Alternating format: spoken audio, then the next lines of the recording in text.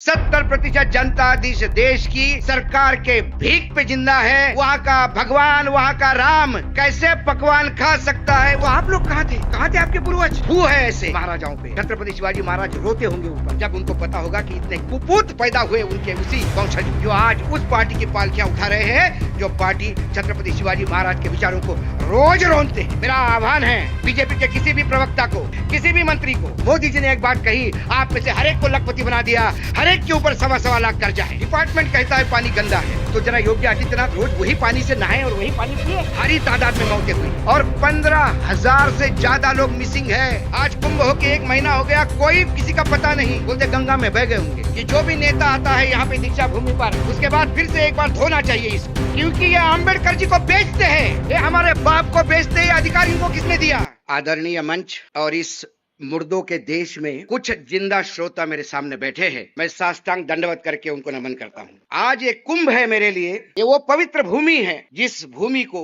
बाबा साहब के चरण लगे, जिस भूमि ने एक इतिहास रचा है। इस भूमि पर मेरा आना मेरे लिए यही कुंभ है और मेरे लिए यही अयोध्या है। क्योंकि जो लोग कुंभ और अयोध्या बेच रहे हैं, दुख है कि उनको अपना धर्म भी याद नहीं और धर्म भी समझता नहीं। इसी दीक्षा भूमि से जब बाबा साहब ने हिंदू धर्म छोड़कर बौद्ध धर्म स्वीकार कर लिया, उस समय हिंदू धर्म के ठेकेदारों को पास टाइम था, समय था ये सोचने के लिए कि एक ऐसा होनहार इंसान जो हमारे लिए कोहिनूर है हमारे धर्म का, ये क्यों धर्म छोड़ रहा है? क्या कमी है हम में? और जो कमी है तो उसको हम ठीक क्यों नहीं कर सकते? ये सोचने के बजाय इस महामानव को वो कोसते रह गए और वो कोसना आज भी बरकरार है, अलग अलग फॉर्मेट में। विषय है लोकतंत्र और आज के समय की चुनौतियां। सवाल है कि लोकतंत्र है, किसको लोकतंत्र कहेंगे हम? चंद लोग मशीनों के भरोसे चुनाव जीतते हैं, धांधलियां करके चुनाव जीतते हैं, धन का उपयोग करके चुनाव जीतते हैं, धर्म को बेच के चुनाव जीतते हैं और सत्ता में आने के बाद कहते हैं कि हमको लोगों ने चुना है। बाबा साहब आंबेडकर ने संविधान सभा में जब 25 तारीख को अपना भाषण दिया, उस भाषण में उन्होंने कहा कि संविधान अच्छा बुरा नहीं होता, यह संविधान विश्व का बेहतरीन डॉक्यूमेंट है, लेकिन सवाल है कि किसके हाथों में जाएगा। बंदर के हाथ में उस्तरा लग गया तो वो सबको काटेगा और खुद को भी कटवा लेगा। उन्होंने कहा कि मुझे पता है कि जिस समाज में हम रह रहे हैं वहां व्यक्ति पूजा होती है, और जब व्यक्ति पूजा होने लगती है तो फिर सामंत पैदा होते हैं, और जब सामंत पैदा होते हैं, तानाशाह पैदा होते हैं, तो फिर यह संविधान रद्दी के टोकरे में जाता है और फिर उनकी मन की बात ही संविधान होता है। और फिर जिस लिए संविधान इस देश के जनता ने अपने आप को अर्पित किया, वो उद्देश्य ही खत्म हो जाते हैं। मुझे आश्चर्य लगता है चौहान साहब, इस इंसान ने कितनी आगे की बात सोची थी। 75 साल भी नहीं हुए और तथाकथित अमृत काल में हम जहर काल भोग रहे हैं।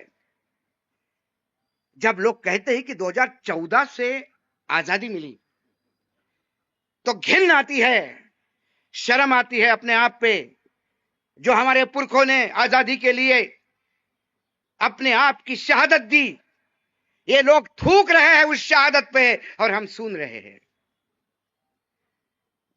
इसी नागपुर से आवाज उठी थी कि आजादी तो आज मिली जब राम जी का प्राण प्रतिष्ठा हुई। राम जी की प्राण प्रतिष्ठा होने के मायने यदि आजादी है, तो राम का नाम लेने वाले मैं तमाम उन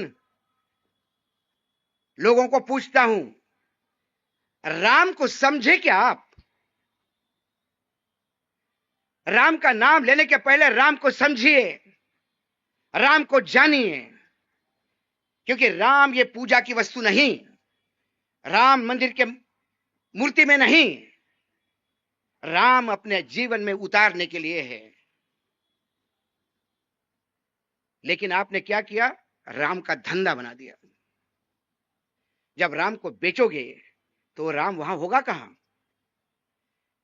इनको सामंती राम चाहिए, इनको शबरी के बेर खाने वाला राम नहीं चाहिए, इनको वानरों के भरोसे जाने वाला राम नहीं चाहिए, इनको सोने की मूर्ति में ढला हुआ राम चाहिए।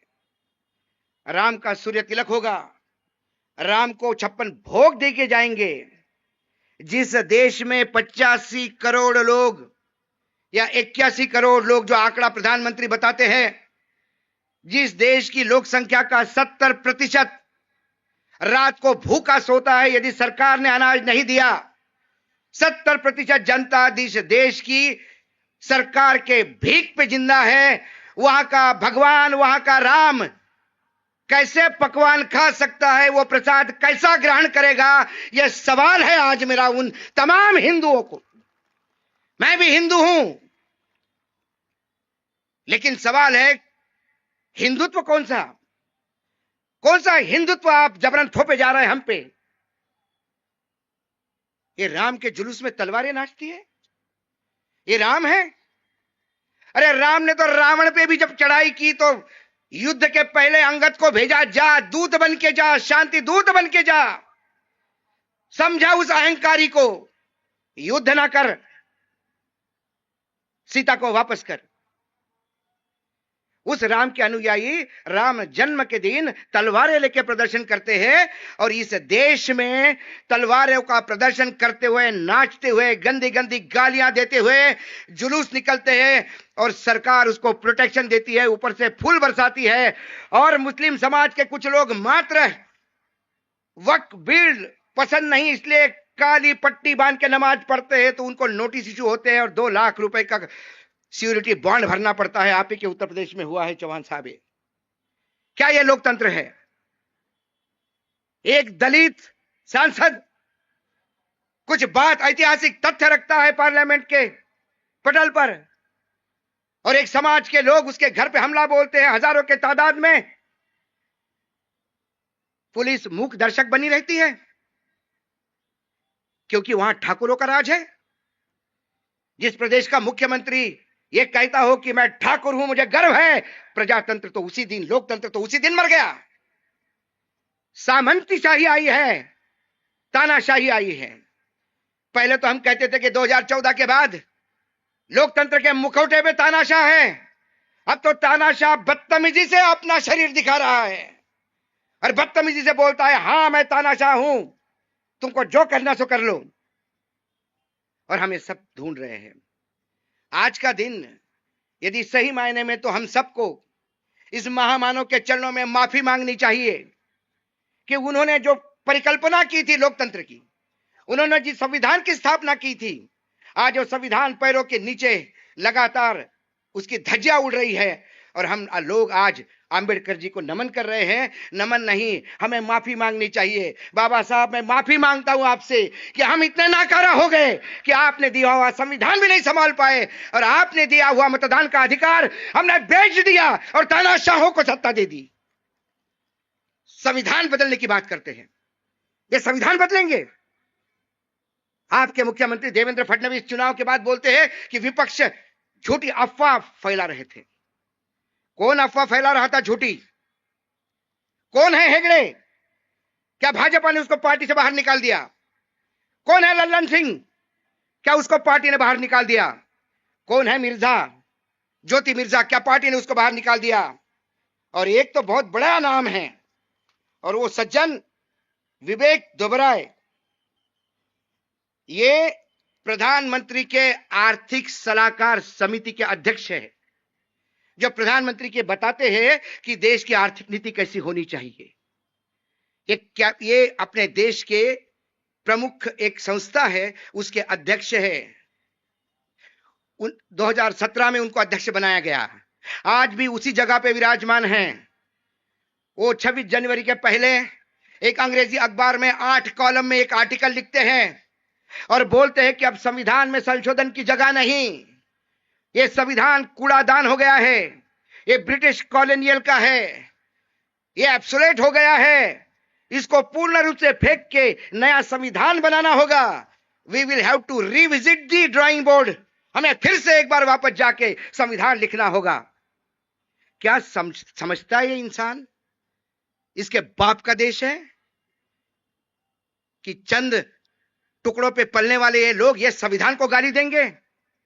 संविधान पढ़ा भी है, संविधान के लिए सैकड़ों घंटे की चर्चा हुई, वो चर्चा का डिबेट जाके सुनिए, तब पता पड़ता है कि एक समुद्र मंथन है जिसमें से ये अमृत निकला था। ये एक दिन में रातों रात लिखा नहीं गया था, ये अथक मेहनत है कईयों की। और बाबा साहेब आंबेडकर ने कितने लोगों को झेला है, एक एक शब्द के लिए लड़े हैं, तब जाके संविधान की निर्मित हुई है। इन्हें संविधान से दुश्मनी क्यों है? जो सत्ता में है भारतीय जनता पार्टी, इसे संविधान की दुश्मनी, संविधान से क्रोध क्यों है इनको? क्योंकि संविधान आपको अधिकार देता है, संविधान आपको वो अधिकार देता है कि जो आप किसी को भी सवाल पूछ सकते हो। इन्हें सवाल पूछने वाले लोग नहीं चाहिए, इन्हें सिर्फ जय जयकार करने वाले लोग चाहिए। दुर्भाग्य है इस कैबिनेट का। मैंने वो भी कैबिनेट देखी, मैंने बीजेपी की भी वो कैबिनेट देखी अटल जी की, कि जिस कैबिनेट में सुषमा स्वराज यदि खड़ी होके किसी बिल पे बोलती तो कैबिनेट चुपचाप सुनती और अमेंडमेंट करती। एक कैबिनेट कौवालों की टोली हो गई है, दो गाते हैं बाकी सब ताली बजाते हैं, हाँ जी हाँ हम भी देखेंगे, हम भी देखेंगे। दुर्भाग्य है कव्वाल इस देश को चला रहे हैं। किस बात का?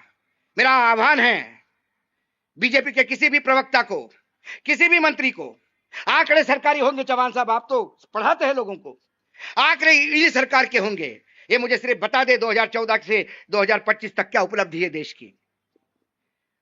370 क्या हुआ? 370 का क्या बोला गया था? 370 किस लिए? आतंक खत्म करने के लिए। आतंक खत्म हुआ? रोज अखबार में छपता है 3 आतंकवादी मर गए, 4 जवान शहीद हो गए। ये आईपीएल का स्कोर है क्या? नोटबंदी आएगी, आतंक खत्म हो जाएगा, ब्लैक काला पैसा आएगा। कहां से आया काला पैसा? काला पैसा व्हाइट हुआ। अजब टाइप की नोटबंदी है।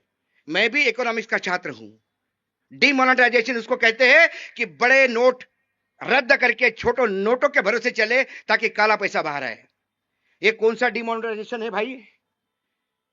छोटे बड़े नोट खत्म करो और उससे भी बड़ा नोट ले आओ। मतलब 1000 के 5 लाख रुपए देने के लिए 5 बंडल चाहिए, ये 2000 में 2 ही बंडलों में काम करवा रहे हैं।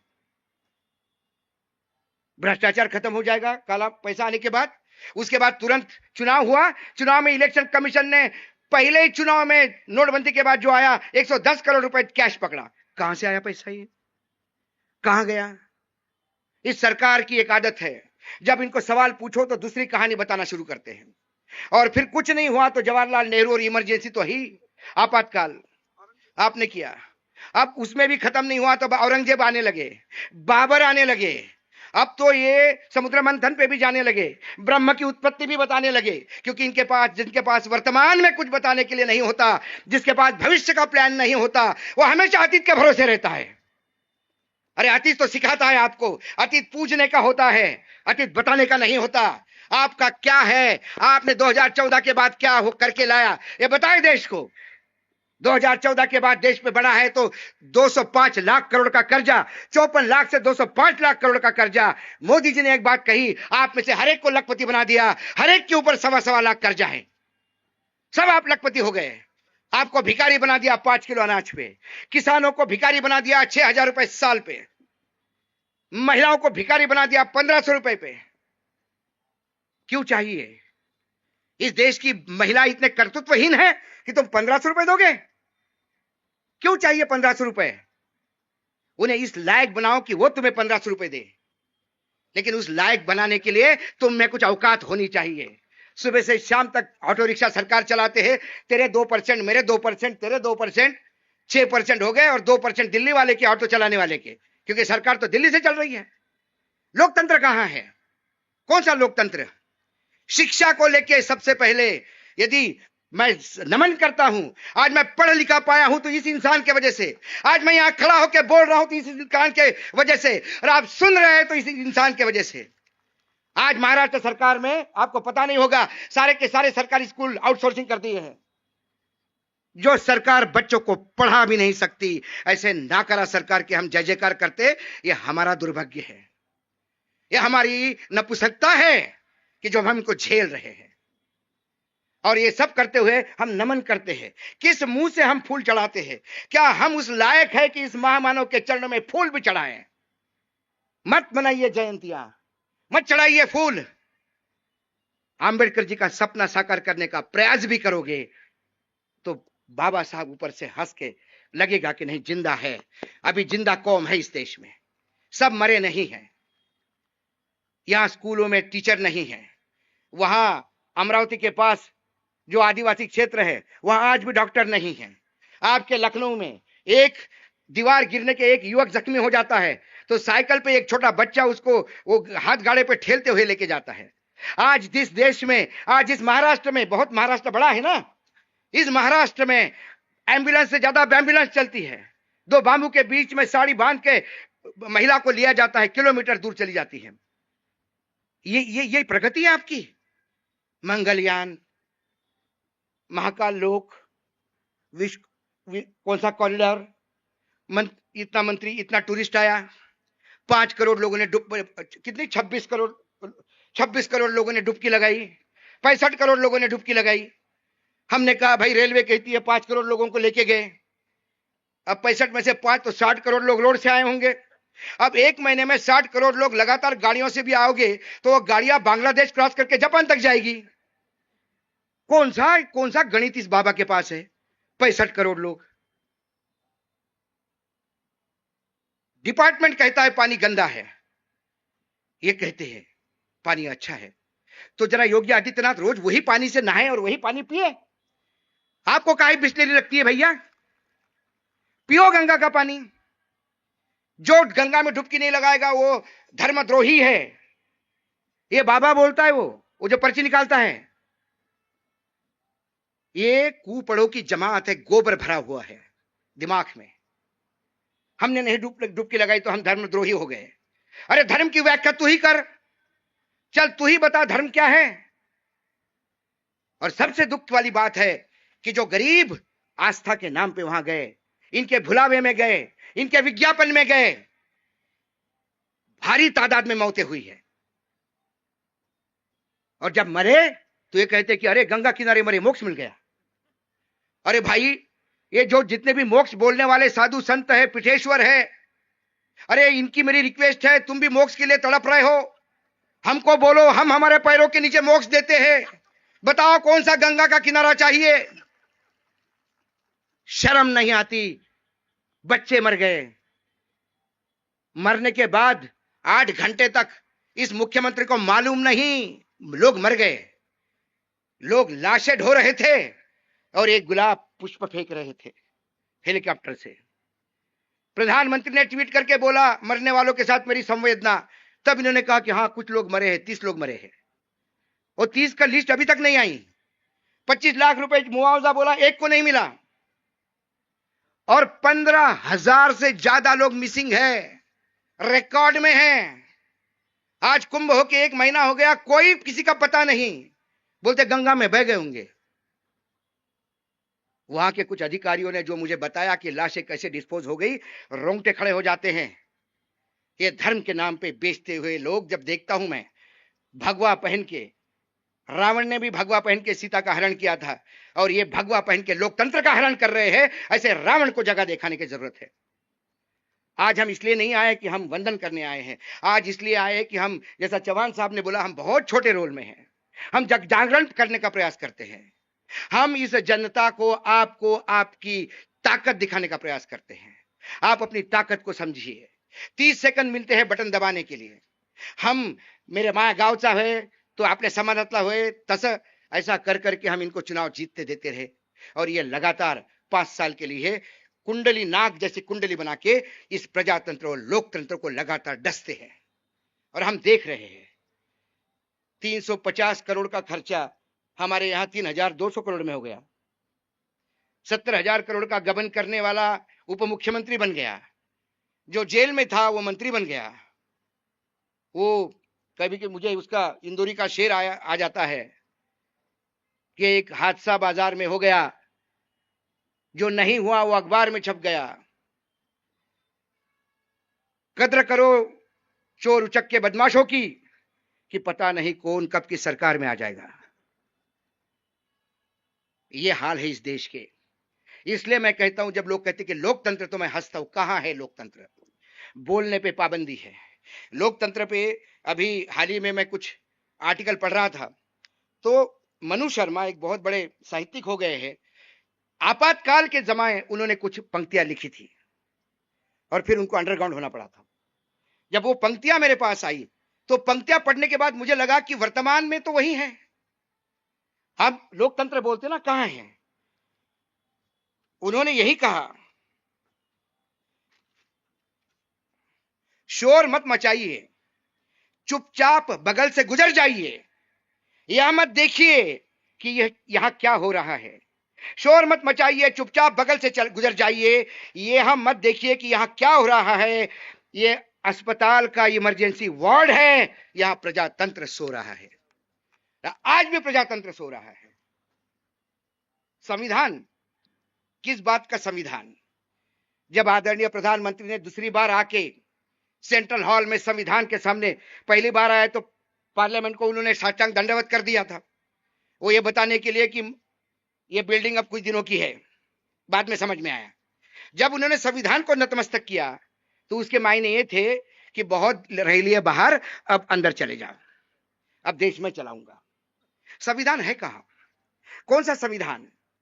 राम जन्मभूमि का ट्रस्ट बनता है।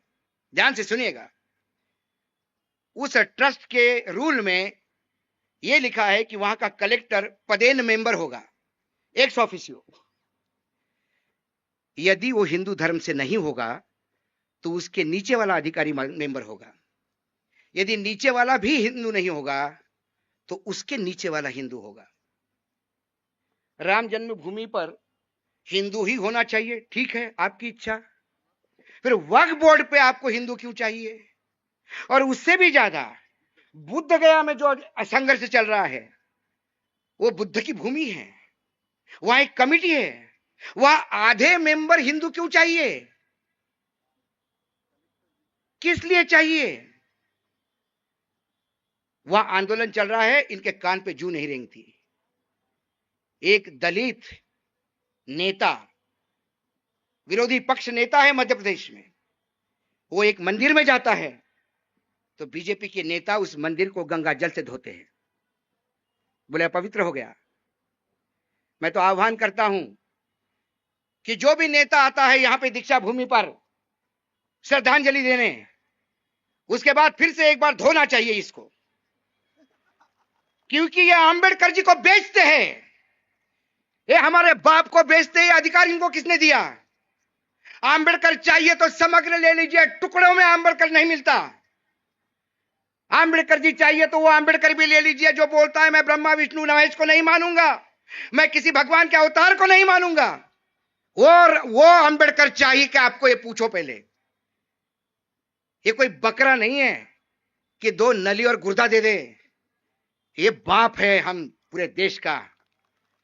टुकड़ों में नहीं बटेगा, समग्र चाहिए, लेकिन इसको साथ में रखने की औकात भी चाहिए। अंबेडकर नाम को संभलने की ताकत चाहिए। ये लोग ये व्यापारी हैं, इसलिए ये बेचने का प्रयास करते हैं, और कुछ लोग खरीद लेते हैं। ये दुर्भाग्य है। ये अपने भगवानों को नहीं छोड़ते, तो ये अंबेडकर जी को कहां से छोड़ेंगे? इसीलिए मैं कहता हूं कि क्या अधिकार है आपको? क्यों आए आप? किस बात से श्रद्धांजलि देने आए अंबेडकर जी को? इसलिए कि अंबेडकर जी को मानने वाला बहुत बड़ा वर्ग है इस देश में, इसलिए कि चुनाव में उनका मत चाहिए आपको। कोई भी नेता भाषण में शुरू करता है फुले शाहू आंबेडकरांची भूमी आणि महाराष्ट्रात शेवटच्या माणसापर्यंत। अरे काय बोलतो रे बाबा, ये क्यों बोल रहा है तू? क्यों ले रहा है इन महापुरुषों के नाम? शाहू समझता है? तुम्हें अंबेडकर समझ में आए? कभी ज्योतिबा फुले समझ में आए? इस देश में एक सिस्टमैटिक षड्यंत्र चल रहा है, हमें उससे सावध होने की बात है। अंबेडकर जी को दलितों के नाम थोप के अंबेडकर जी की महानता कम करने का एक षड्यंत्र है। अंबेडकर जी दलितों के नहीं, वो मानवता के पुजारी थे, हम सबके बाप थे, चाहे तुम अंबेडकरवादी हो या ना हो। उसने आपको जो ताकत दी है वो विश्व में किसी के पास नहीं। एक बार उमाबा आए थे अमेरिका से, मनमोहन सिंह प्रधानमंत्री थे, तो ओबामा जी ने उनको एक किताब दी। अब भाई मनमोहन सिंह और ओबामा होंगे तो किताब ही देंगे ना, दोनों पढ़े लिखे हैं। अब अमेरिका से कोई आएगा तो वो अनपढ़ है और यहाँ कुपढ़ है, तो ये किताब तो दी नहीं जाती, शॉल वॉल दी जाती है। तो ये दोनों जब किताब दी तो उन्होंने अपने पेन से कुछ लिखा और किताब दी। सीताराम येचुरी खड़े थे।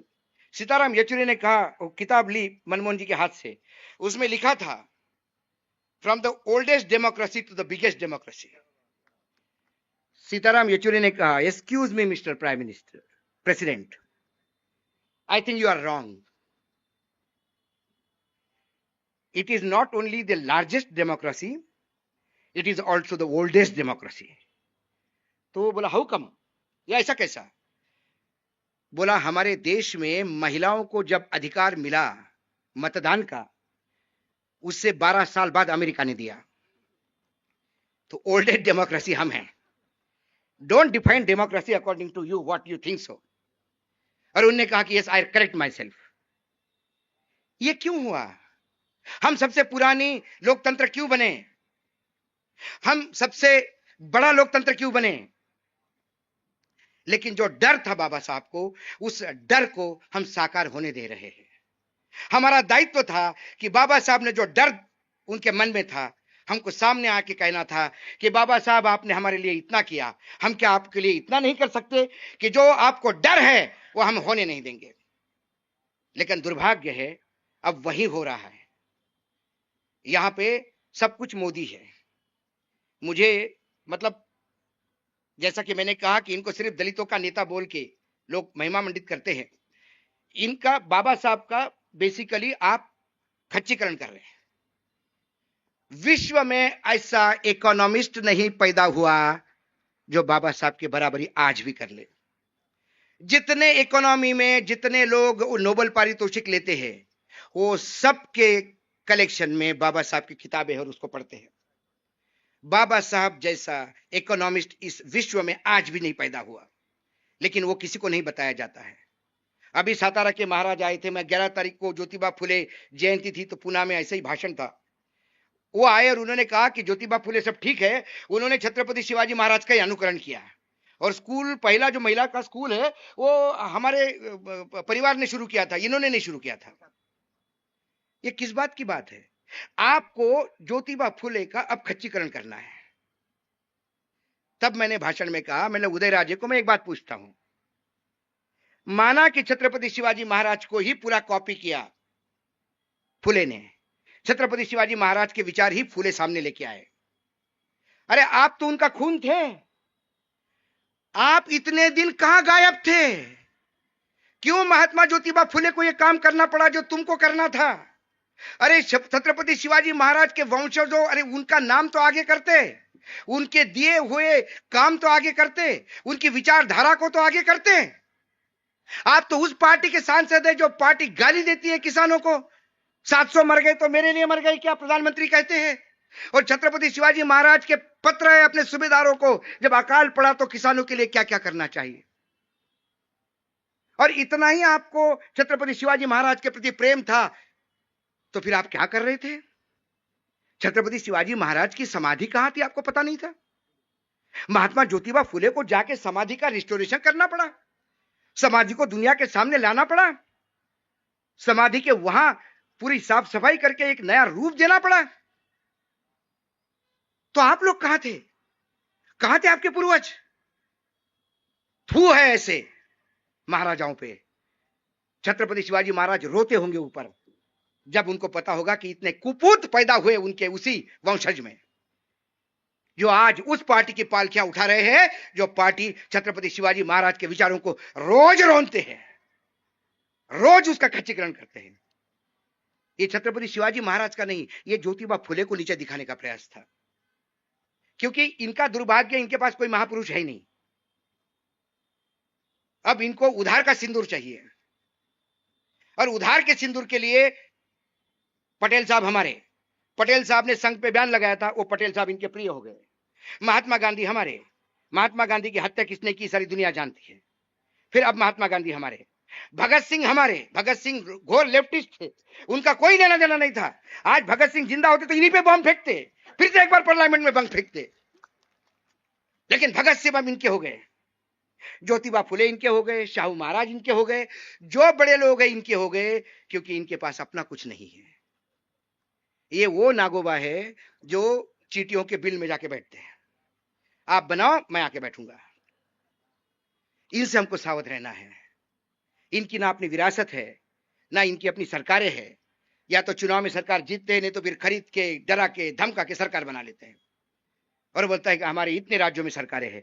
अरे बाबा, मैंने कहा कि एक बार मेरे पास सीबीआई, इनकम टैक्स और ईडी सिर्फ 1 महीने के लिए दे दो, मेरे घर के आंगन में पूरी कैबिनेट लग जाएगी, सब लोग हाथ बन के खड़े होंगे ऐसे। वानखड़ी जी, आप ही बताओ क्या करना है? सबके रेले हैं, फाइलें निकालने में टाइम नहीं लगता। लेकिन यह हमारा दुर्भाग्य है कि हमारे नेता भी भ्रष्ट है दोनों तरफ से। इस नेता को भ्रष्टाचार के चलते सब चुप हो जाते हैं। कांग्रेस के ये हाल थे कि कांग्रेस को अध्यक्ष चाहिए था यहाँ पे महाराष्ट्र में, जिसको बोले वो बोले मैं अध्यक्ष नहीं बनता, मेरे कॉलेजेस है। बोले नहीं मैं अध्यक्ष नहीं बनता, मेरी 2 शुगर मिल है। नहीं मैं अध्यक्ष नहीं बनता, मेरी 4 इंडस्ट्री है। और फिर उसमें क्या हुआ? बोले नहीं, फिर वो ईडी और इनकम टैक्स की तकलीफ शुरू हो जाती है, मैं पार्टी के लिए काम करूंगा। ऐसा तो हमारे यहाँ विपक्ष हो गया है। तो फिर भी मैं कहता हूं, मैं इस देश की जनता को सैल्यूट करता हूं एक बात के लिए। यहाँ का जो हमारा मतदाता है, मेरे देश की जनता है, गरीब है, भूखी है, अधनंगी है, बेरोजगारी से त्रस्त है, खेती से त्रस्त है, महंगाई से त्रस्त है, जात पात बिरादरी से त्रस्त है, सवर्णों के प्रकोप से त्रस्त है, पुलिस और सरकारी तंत्र से त्रस्त है, लेकिन मूर्ख नहीं है। जब उन्हें लगा कि संविधान पे आप बनी है तो इनको 180 पे ले आए। वो मेरा गणित कच्चा नहीं है, ये 180 पे ही आए हैं। एडीआर की रिपोर्ट है, एडीआर की रिपोर्ट कहती है कि 100 सीटों पे मशीनों का खेल हुआ, उसमें से 60 इनको मिली। मशीनों की 60 और 180 मिलके 240 है। बैसाखियों पे इसको ला दिया है। लेकिन दुर्भाग्य यह है कि जो बैसाखियां उन्होंने ली, नीतीश कुमार, मसीहा दलितों के, एक तो प्रॉब्लम है, दलितों के मसीहा बन के सब दलितों को बेचते हैं। दुर्भाग्य है कि हमारा नेतृत्व इतना करप्ट हो जाता है। कितनी बार हम लोग उनको आगे बढ़ाएंगे कि चलो हमारा भला करेंगे, ये जाते हैं और अपना भला करके वापस आ जाते हैं। एक मुझे बताओ दलित नेता जिसने दलितों के लिए कुछ किया हो। अंबेडकर जी के बाद काशीराम जी यदि छोड़ दिए तो मुझे दूसरा उदाहरण नहीं दिखाई देता। सबके बच्चे फॉरेन में पढ़ते हैं, सबके अपने बड़े बड़े हैं, और मतदाता वहीं रहता है। 5 साल बाद फिर जाता है नए लॉलीपॉप के साथ, और वो लॉलीपॉप लेके घूमता है चुनाव तक। चुनाव का पट्टा हो गया, 21 रुपए आने वाले थे, बहनें रोज पूछती है 21 रुपए कब आएंगे, वो नहीं आएंगे। किसानों को कर्ज माफी थी, कब आएगी, कब नहीं। जो लोग चुनाव में किए हुए वादों को चुनावी जुमले बोलते हैं, वो इस लोकतंत्र का यदि हिस्सा है तो फिर लोकतंत्र कहां है? सवाल है, फिर लोकतंत्र कहां है? लोकतंत्र है ही नहीं। और आज हमें प्रण लेना होगा, इस लोकतंत्र को बचाना है। भ्रष्टाचार की लड़ाई मत लड़िए, व्याभिचार की लड़ाई मत लड़िए, बस लड़ना है तो लोकतंत्र की लड़ाई लड़िए। संविधान को बचा के रखिए। मात्र संविधान का मैं प्यार करता हूं, ऐसा फोटो खींचने से संविधान नहीं बचता, या घर घर संविधान बांटने से संविधान नहीं बचता। मैं कहता हूं कि पहले संविधान, इन तमाम सांसदों ने, विधायकों ने संविधान पढ़ना चाहिए। संविधान पढ़ के एक एहसान लेना चाहिए अपने ऊपर कि ये संविधान हमारे पे एक बोझ है, इसका कुछ देना है, कर्ज है हमारा। तब पार्लियामेंट में अंतरात्मा की आवाज जगेगी और तब फैसले होंगे। नहीं तो एक साइडेड फैसले होते रहेंगे, ऐसा ही लोकतंत्र धज्जियां उड़ती रहेगी। 370 आज होता, 370 के हिसाब से यदि इनको सांसद मिलते तो ना आज ये आयोजन होता, ना चौहान साहब आप आते, ना मैं आते। हम किसी, आप यूपी के और मैं कहीं दिल्ली के तिहाड़ जेल में पड़ा होता, हमारा परिवार भागा होता और देश चुपचाप रहता। क्योंकि ये समय ऐसा भयानक समय आया है। कोई कहता है कि सारे चैनलों पे कब्जे हो गए, अब यूट्यूब और सोशल मीडिया है, नया बिल लाया कि अब सोशल मीडिया पे भी कंट्रोल होगा। तो किसी ने मुझे कहा कि अब क्या होगा, अब क्या करोगे? हमने बोला कुछ नहीं करेंगे, संवादहीनता होने नहीं देंगे। बाबा ने एक हमको ऐसा अधिकार दिया है, राइट टू एक्सप्रेस, बोलने का अधिकार, उस अधिकार का पूरा उपयोग करेंगे। मैंने बोला बस स्टैंड पे जाऊंगा, जैसे ही बस भर गई, बस के अंदर चढ़ूंगा, कंडक्टर को बोलूंगा भैया 2 मिनट दे दे मुझे। मैं अशोक वाहन खड़ी हूँ, बोलेगा बोलिए बोलिए, बैठ जा माता जी पीछे बैठ जा, भैया 2 मिनट बच्चों को संभाल जरा। हाँ, मैं अशोक वाहन खड़े। कल संसद में एक बिल पेश हो गया, ये बिल हमारे लिए कितना नकारा है, 3 पॉइंट में समझा देता हूं, समझ जाओ तो थोड़ा दिमाग में ले जाना, 3-4 मिनट में बोलना, धन्यवाद, उतर के दूसरे बस में चढ़ना। मैंने बोला देश में 50 बसें करूंगा तो कम से कम 2000 लोगों के तक तो संदेश जाएगा। संवादहीनता तो इनका बाप भी नहीं रोक सकता, क्योंकि संवाद का अधिकार हमारे बाप ने दिया है। ये लेने वाले कौन हैं? और ये बोलते रहेंगे। और जब हमारे पीछे कुछ है नहीं तो डर किस बात का? लोग कहते हैं अरे आपको डर नहीं लगता, मतलब किससे? अरे मैंने बोला जिसका जो दुनिया को डराता है उससे बड़ा डरपोक कोई नहीं होता। मैं एक किस्सा सुनाता हूं, हमने पूछा उनको कि हमारे पत्रकारिता में होने की वजह से कई टाइप के लोगों को जान पहचान होती है। मैं मुंबई में एक शादी में गया तो एक भाई एक एरिया का मुझे मिल गया, बोला अरे भाई साहब आप बहुत दिनों के बाद मिले, दिल्ली से कब आए, चलिए मेरे साथ खाना खाने चलिए, यहाँ ठीक नहीं है, वेजिटेरियन खाना है। पर ठीक है, तो उसने मुलुंड के किसी होटल को फोन किया कि हम आ रहे हैं।